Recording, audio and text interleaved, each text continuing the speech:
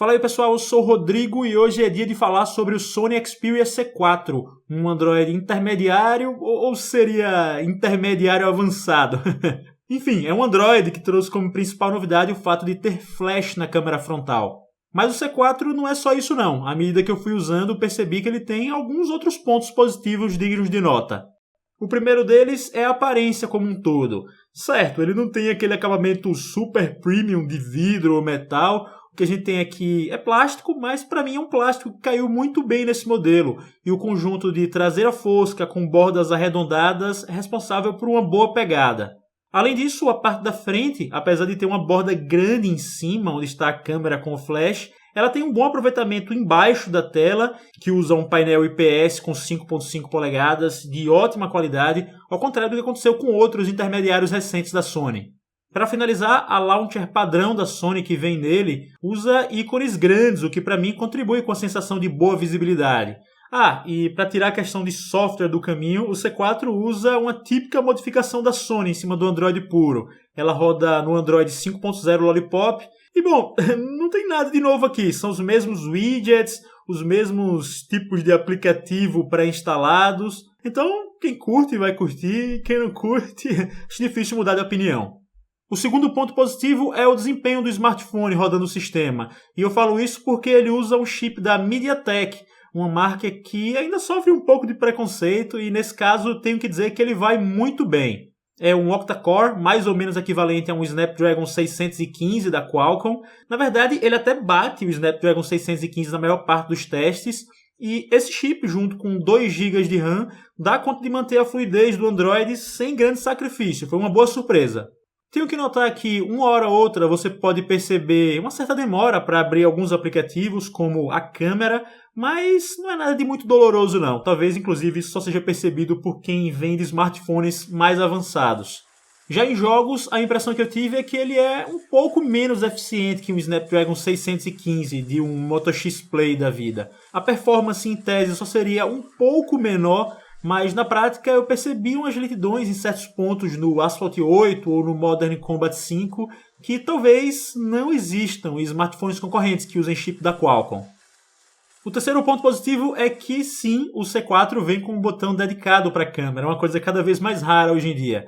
Mas não só isso, as câmeras em si são legais sim, e no geral atendem às expectativas para um smartphone intermediário. A traseira faz boas fotos no modo automático e até à noite ela dá uma processada razoável nas imagens e acaba gerando resultados satisfatórios. Já a frontal tem um ângulo legal para fotos e o flash pode ser interessante, tanto para as fotos quanto para vídeos com a câmera frontal em locais mais escuros. Vou citar mais algumas coisas sobre a câmera daqui a pouco, segurem aí. O quarto ponto positivo é, na verdade, um adicional, que é a TV digital que vem no C4.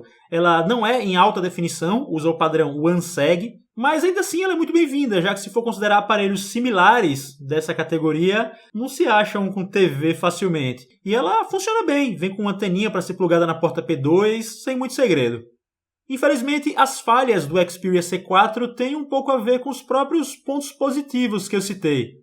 A primeira delas é que a câmera demora um pouquinho mais do que eu gostaria para tirar as fotos. O obturador não é dos mais velozes. Muita gente pode considerar isso um detalhe, mas às vezes ele chega a levar entre 2 e 3 segundos para tirar uma foto, o que para mim pode ser a diferença entre uma boa imagem e a perda dela. Além disso, a câmera frontal só filma em 720p, o que acaba sendo uma mancada, já que com 5 megapixels e esse hardware, me parece que 1080p seria totalmente possível, além de um extra legal para o pessoal que quer fazer vlogs. O segundo detalhe não tão legal é que eu achei que o chip do C4 é meio esquentadinho às vezes. O smartphone fica meio quente, principalmente em jogos, mas às vezes até em situações como uma navegada mais longa na internet com algumas transferências de dados. E por fim, o design bonito e retinho dele acaba tendo um efeito colateral importante na saída de som. Quando você coloca esse telefone numa mesa plana, ela tapa totalmente o alto-falante que fica na traseira. E aí você não escuta quase nada. O som é abafado em uns 80% ou até mais.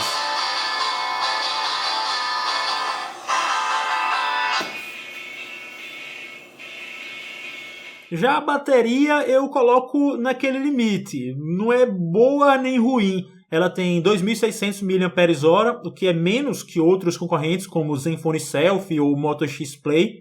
E aí ela não consegue ter um desempenho à altura de muitos celulares da Sony até. Nos meus testes, ela durou cerca de 13 horas, com umas 3 e pouco de tela ligada, antes de dar aquele aviso de pouca carga. Então, assim, não é exatamente ruim, mas comparando com a concorrência, fica para trás claramente. De resto, esse é um telefone que tem aquilo que se espera de um Android dessa categoria. 16 GB de armazenamento interno, com expansão microSD, dual chip com 4G e tudo mais.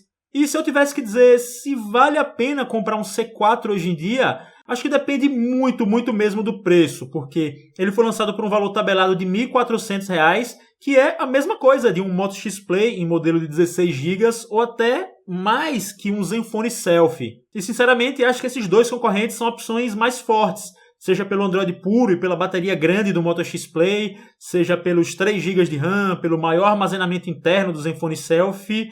Temos aqui adversários muito fortes, então eu diria que o ponto-chave é quanto o preço do C4 vai cair, ou se vai cair, né? Porque quanto mais ele conseguir se aproximar do Moto G em preço, passa a ser uma opção mais forte. Só que quanto mais ele se aproximar dos intermediários avançados, por assim dizer, como Zenfone Selfie ou Moto X Play, aí acho que ele fica menos interessante, embora para quem é fã da Sony como uma marca, continua sendo uma opção decente sim. Eu espero que vocês tenham gostado desse vídeo. Se gostaram, por favor, clique em gostei. Se é a sua primeira vez aqui no canal, clique em inscrever-se, porque assim você acompanha meus próximos envios ao YouTube. Siga-me nas redes sociais e hoje eu vou ficando por aqui. Deixo um abração pra vocês. Falou!